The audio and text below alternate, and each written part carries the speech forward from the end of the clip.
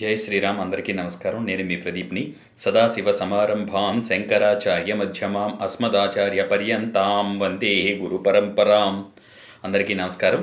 మరి ఇప్పుడు మనం తెలుసుకోబోతున్నాము పేనుకొరుకుడు అంటే ఇది తలలో ఎక్కువగా వస్తుంది. ఇది వస్తే కనుక ఇదంతా ఊడిపోయి పాపం బయటికి కూడా ఎక్కడికి వెళ్ళలేని పరిస్థితుల్లో ఉంటారు.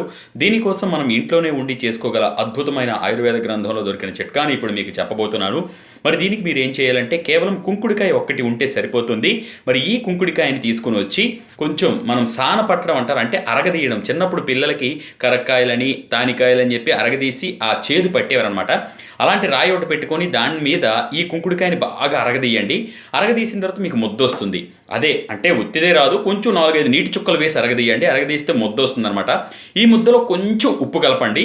కలిపిన తర్వాత ఆ ముద్దని ఏదైతే ఉందో దాన్ని గనక మీకు ఎక్కడైతే పేనుకొరుకుడు ఉందో, ఎక్కడైతే జుట్టు ఊడిపోయి మళ్ళీ రావడం లేదో అక్కడ గనక ఈ ముద్దని మీరు అప్లై చేస్తూ ఉంటే, రోజుకు ఒక 2-3 సార్లు చేస్తూ ఉంటే నెల రోజుల్లోగా ఆశ్చర్యకరంగా ఎక్కడైతే జుట్టు ఊడిపోయి పేనుకొరుకుడితో ఇబ్బంది పడుతున్నారో అక్కడ తిరిగి మళ్ళీ జుట్టు మొలిచే అద్భుతమైన అవకాశం ఉంది అని చెప్పి చెప్తున్నారు పెద్దలు. కాబట్టి తప్పకుండా ఈ అద్భుతమైన అనుభవ యోగాన్ని ఆచరించి అద్భుతమైన రిజల్ట్ పొందాలని మనస్ఫూర్తిగా కోరుకుంటున్నాను.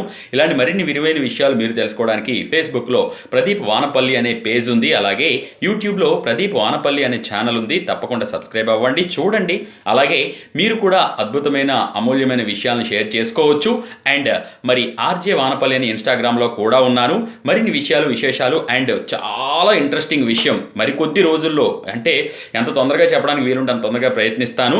దీనికోసం 2 ఇంగ్రీడియంట్స్ కావాలి.